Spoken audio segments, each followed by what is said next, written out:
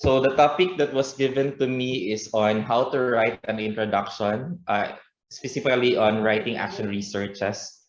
So I would like to start the discussion with this words of inspiration.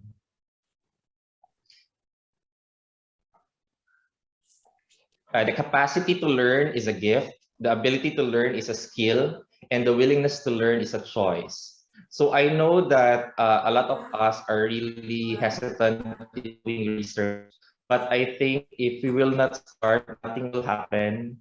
So if we are willing to learn, it is our choice, but we have to do it because it's really part now of our job as teachers and future teachers. No, we need to have informed decisions and uh, data-driven decisions so that we can improve the teaching and learning process. So I hope that this will help us in maybe to start with the research journey. So the first thing that I have here is I would like to ask, what can I investigate through an action research? According to Elliot, action research investigates everyday problems experienced by teachers.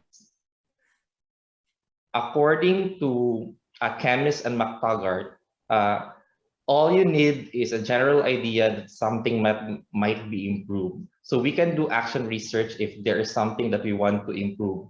But is there really a need to have a problem to do an action research? How about if something is working well, but you want to enhance it or to improve it? Can you do an action research on that? Yes. An action research, you can have it also for enhancement of your practice. Action research usually is a model of professional development where educators study student learning related to their own teaching, a process that allows them about their own instructional practices, and to continue to monitor improved student learning.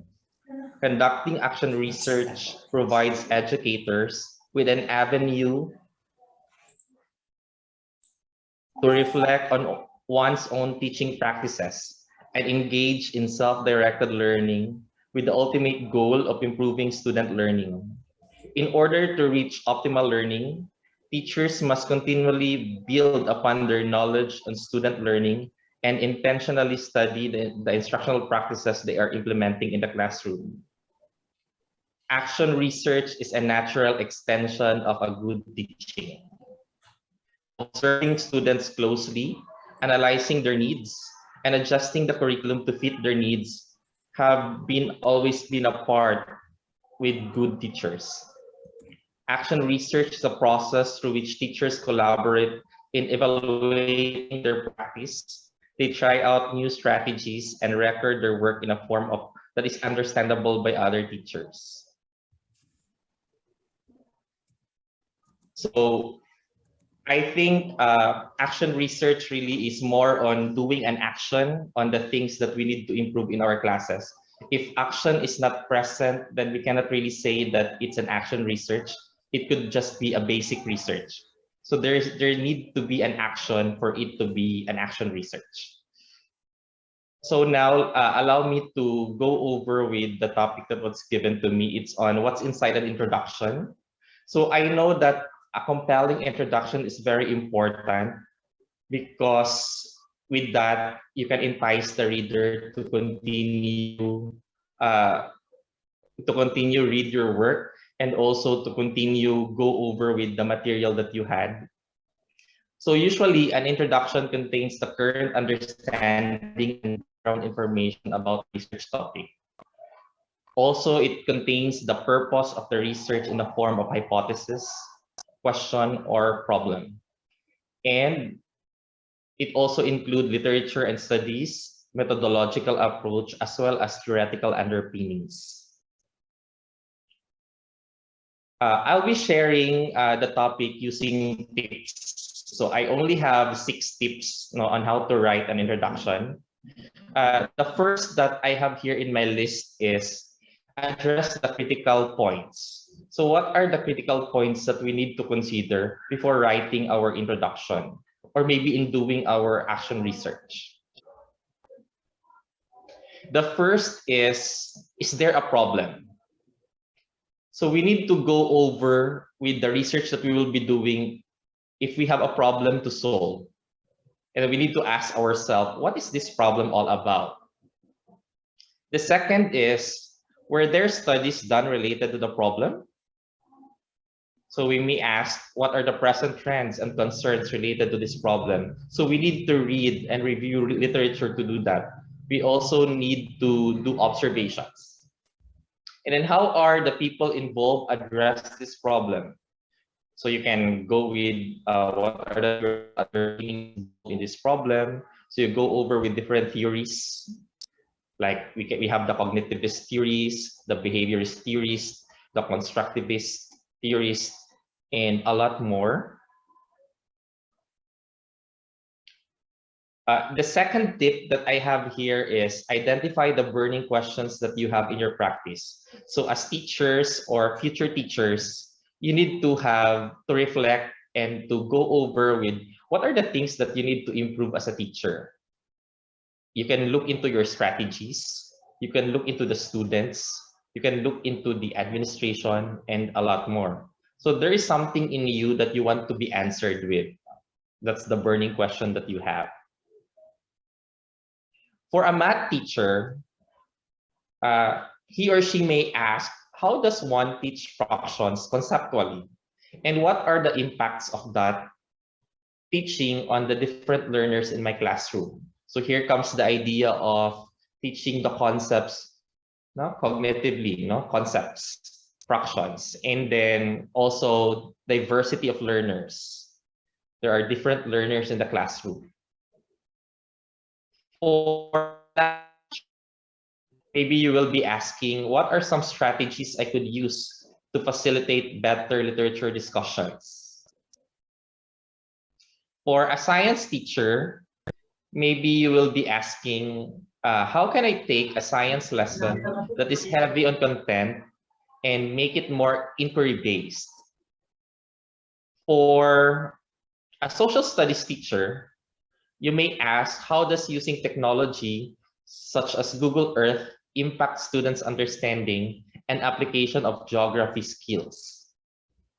So those are some of the burning questions that we could have in mind. But I know in your practice teaching later or your internship, you will have more burning questions that you want to be answered with, and you want to delve it with an action research, because you already are into the transition of being a teacher. So you will, aside from the observation that you have in this semester, in the next semester will be more, because you will be acting as teachers. No? So more on how to be a teacher later on.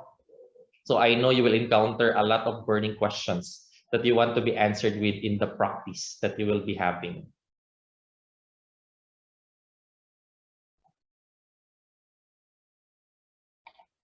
The number 3 tip that I have here is be guided with the 5 C's of academic writing. So we need to go back on the basics on academic writing, especially in writing an introduction. So I have here, what are the 5 C's? Okay, here are the 5 C's. Number 1, it should be clear. Number 2, it should be correct. Number 3, it should be concise. Number 4, it should be cautious. And number 5, it should be critical. So take note, it's clear, correct, concise, cautious, and critical. With this, I can remember my teacher in research telling us what research is all about. He made use of an acronym, like R is more on read, read, read. And then E is more on explore, explore, explore. S is more serve, serve, serve.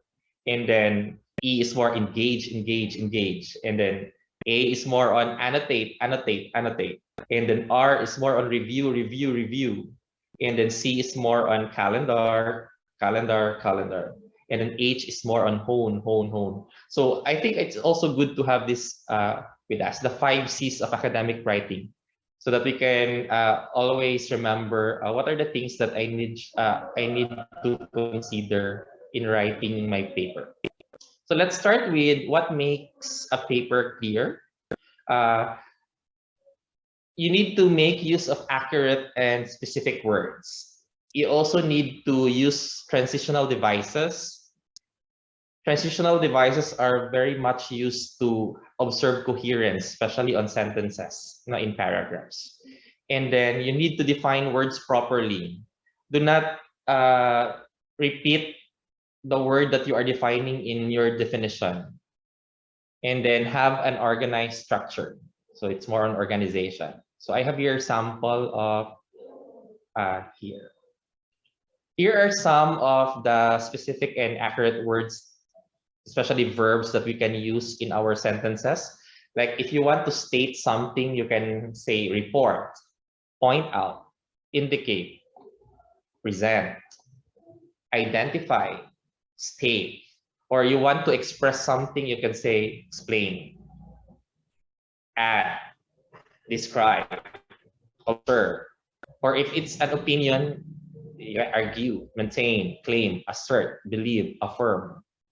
Or if it's a suggestion, you can just say propose, recommend, urge, suggest, and a lot more. And then you could also make use of adverbs like sharply, rapidly, quickly, steeply, considerably, significantly, substantially, steadily, gradually, moderately, slightly, and slowly to make it more accurate. But do not make use of the words very, very, extremely, definitely, really, quiet, major, major, because I think this will be not much accurate and precise for our academic writing. There are a lot of ways to avoid the word very. Like you said, very afraid. So you can say terrified. Very angry. You can say furious. Very bad. You can say atrocious, and so on. So that's one of the things that we need to consider. We need to make use of accurate and precise words in the writing process. Second is we can make use of transitional devices. If you want to add an idea, you can add, also, as well as, moreover, to, furthermore, in addition, additionally, plus, along with. Or if it's a sequence, you can have first or firstly, second, secondly, thirdly, finally, next, before. Or you want to emphasize something, you can say notably, indeed.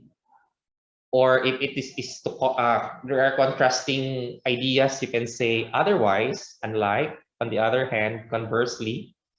Or if you want to compare, you can say like, equally, not only, but also, and a lot more that we have here. So you can just go over with transitional devices that we have. And also, we need to consider the sentences that we have. Are we using the active voice or the passive voice? Because if you will undergo Grammarly, you will be told to convert or transform the passive voice into active voice. So usually the Grammarly is asking us to make use of active voice in writing our sentences. So we have here, Marilyn mailed the letter. So there's the verb, no? So usually we want to make use of the active voice. Like here, the man must have eaten 5 hamburgers. So the subject, then the verb. No? So I think let's go to the second C. So the second C is more on writing correctly. So one is to adhere to the mechanics and the grammar in writing. So the mechanics, the punctualization, capitalization, and whatnot. And then the grammar, I know you already encountered your grammar classes. And then the use of formal language and the use of Latin abbreviations correctly. So let's try to go over with formal language. Here are some of the things that we need to go over. We will not use colloquial words and expressions such as stuff, a lot of, thing, sort of. So those are considered as colloquial words and expressions. And then abbreviated forms like can't, doesn't, shouldn't. So do not make use of abbreviations.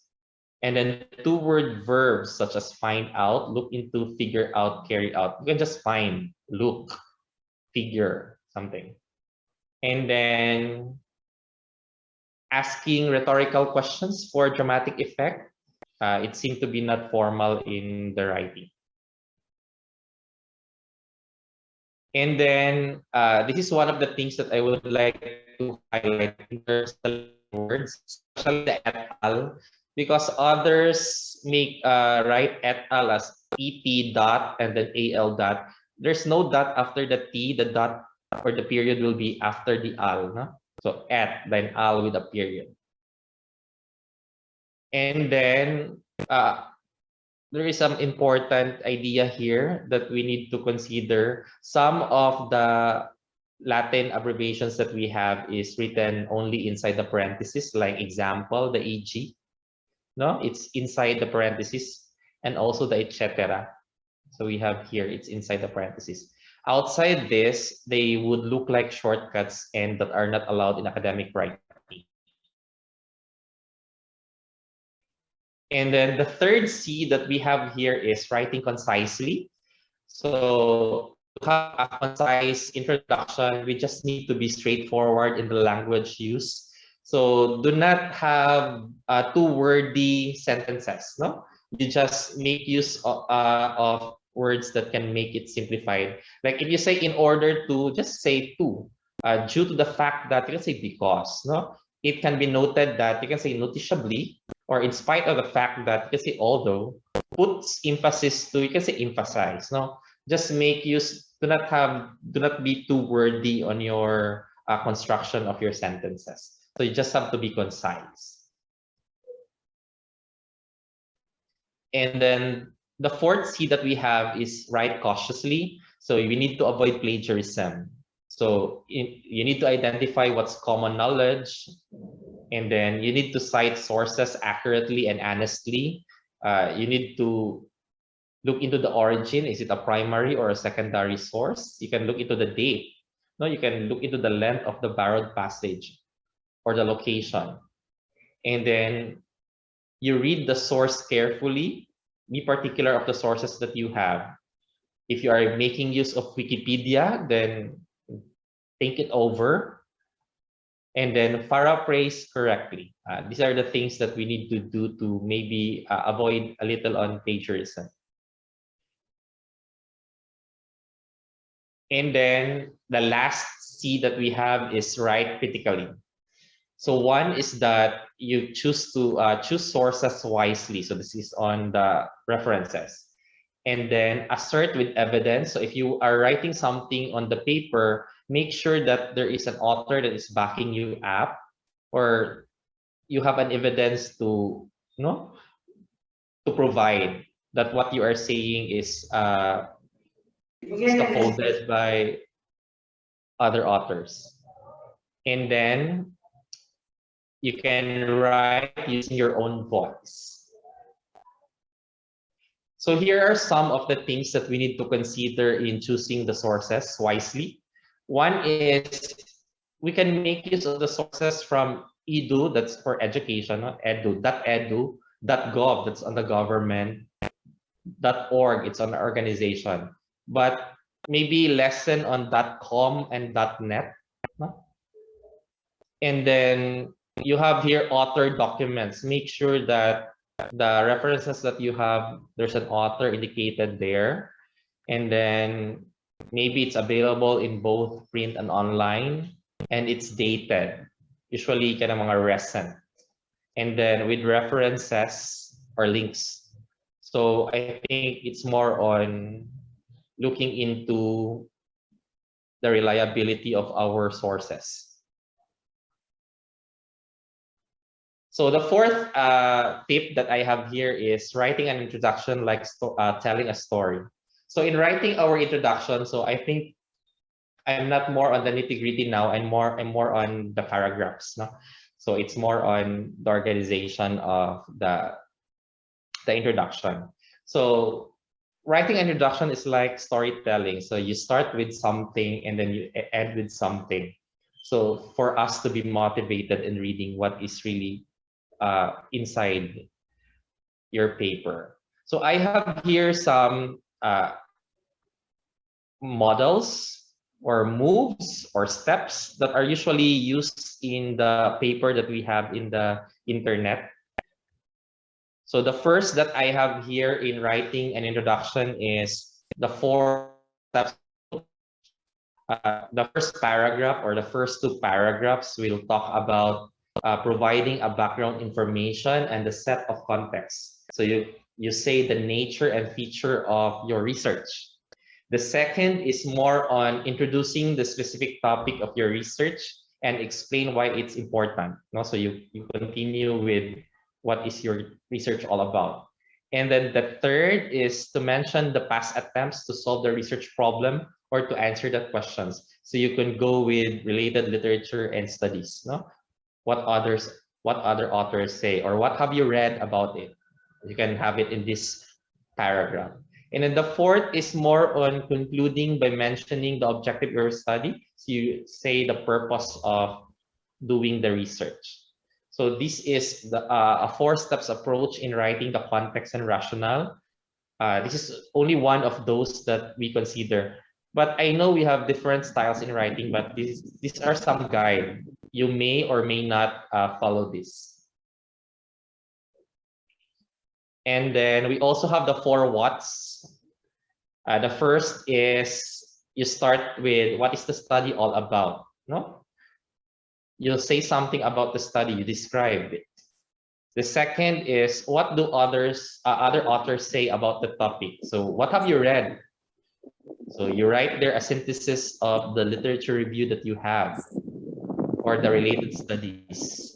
The third is what are the gaps in knowledge with respect to the topic?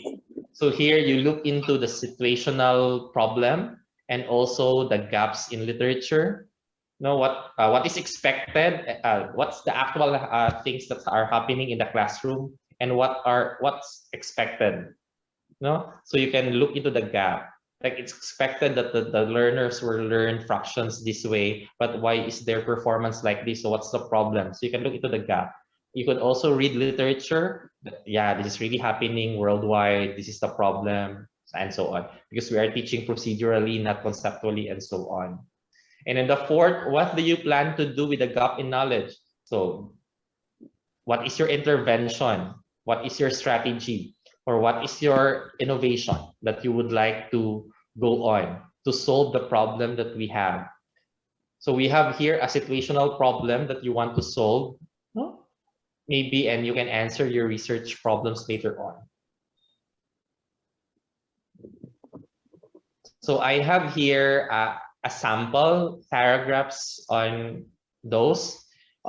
We have here, I think this is a study on AIDS. The first paragraph talks about AIDS. So AIDS is a communicable disease caused by human immunodeficiency virus, which damages the human immune system. The group averred that AIDS is a disease. So everything here talks about AIDS. And then the second paragraph, this is on what do other authors say about the paper. So the most common epidemiologic model for the spread of communicable diseases used the compartmentalized SIR model. So such models are useful for controlling the spread of communicable diseases. So here in the second paragraph, the author did a review of related studies on the SIR model because the study is more on making a model, an epidemiological model for AIDS, no? Using the SIR model, something like that. So he made use of other studies on SIR model. And then the third paragraph, what are the gaps in knowledge? So here it was stated that the models that have been reviewed in the literature review and studies reveal that the main focus of those epidemiologic models is on the relative changes in the sizes of the compartments of the SRR model. So these models have not taken into consideration how relative sizes are influenced by social lifestyle of people under consideration. So here, the gap that most studies focus on the sizes and sizes of the SR model, they did not make use of the social lifestyle. So this, I think, so the paper will now be more on looking into social lifestyles, no, of people considering the SRR model. So here is the gap. And then the fourth paragraph is the plan to address the gap. So here is the purpose of the study. So the purpose of the study is to make a model or to develop a model, an epidemiological model on AIDS, reflecting the social lifestyle of those with HIV. Okay. So I hope you see the difference on the different paragraphs. And then we also have what we call as SPSP approach. So situation, problem, solution, and purpose.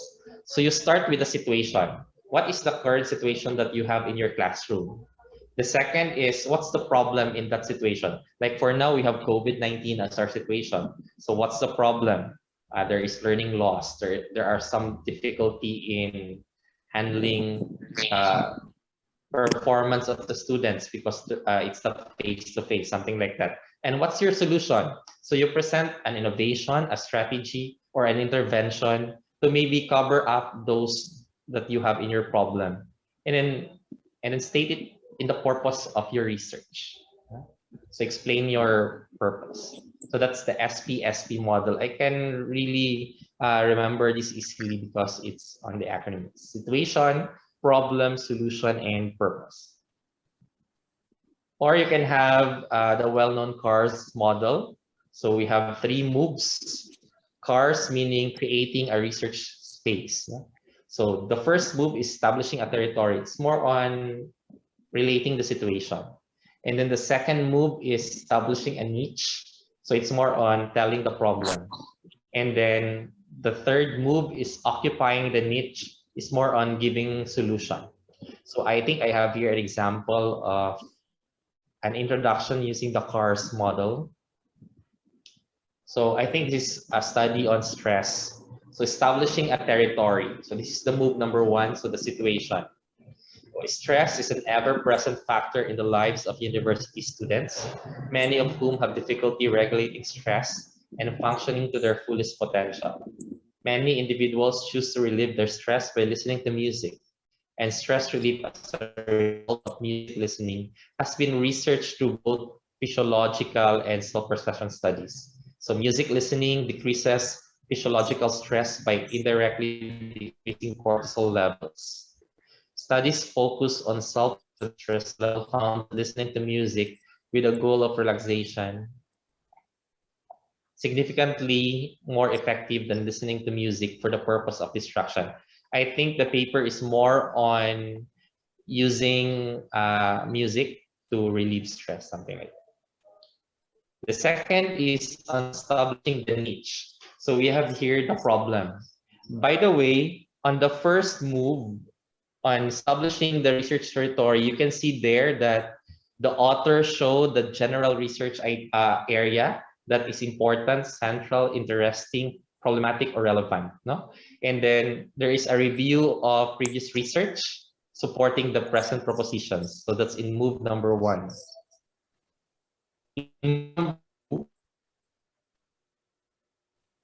We have here the example, establishing a niche.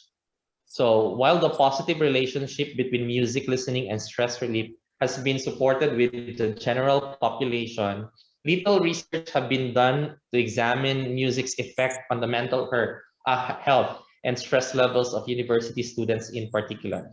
University students exhibit a higher rate of both stress-induced depression and anxiety than the general population due to pressures of completing complex programs while often living away from home from the first time.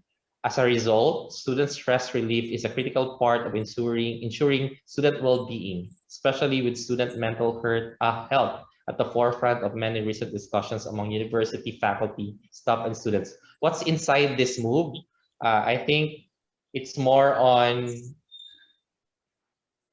indicating the gap. The gap is here. Little research has been done to examine music's effect on the mental health. And then it's more on also on raising a question about it or extending previous and present knowledge in some way.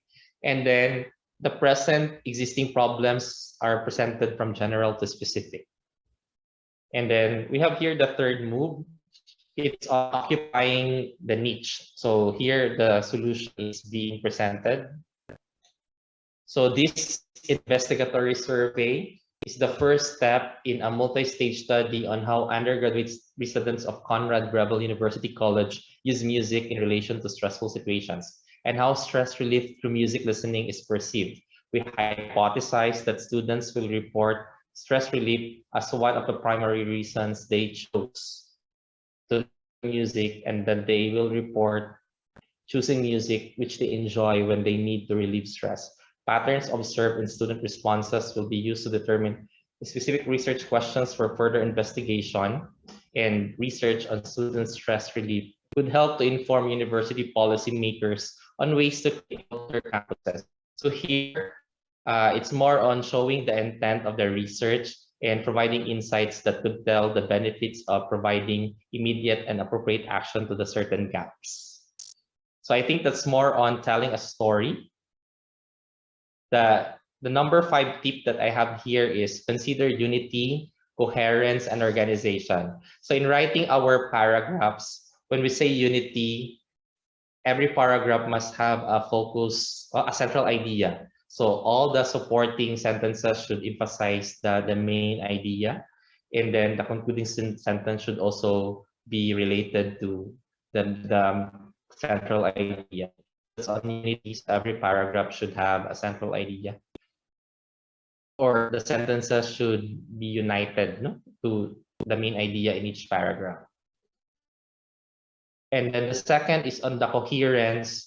It's more on establishing the relationship between the ideas presented in the paragraph. So the use of transitional devices can help you in terms of the coherence. And then on organization, it's more on how the ideas are presented. So how did you tell the story? So that's on the tip number 5. And then the last tip that I have here is remember the law of parsimony. It's more on less talk, less mistakes, and then more talk, more mistakes. So do not make your introduction too long. You can just have at most mga 4, 5, or 6 paragraphs. If it can take all that should be written in an introduction. Do not make it too long because maybe a lot of things written there are not really related to your paper. You just make use of those that are relevant and related. So remember the law of parsimony: less talk, less mistakes, and then more talk, more mistakes. Let me end my sharing with this. When you feel like stopping, think about why you started. So alphabet O stands for opportunity, which is absent in yesterday, but it's available in today and tries in tomorrow. So never lose hope. Thank you for listening.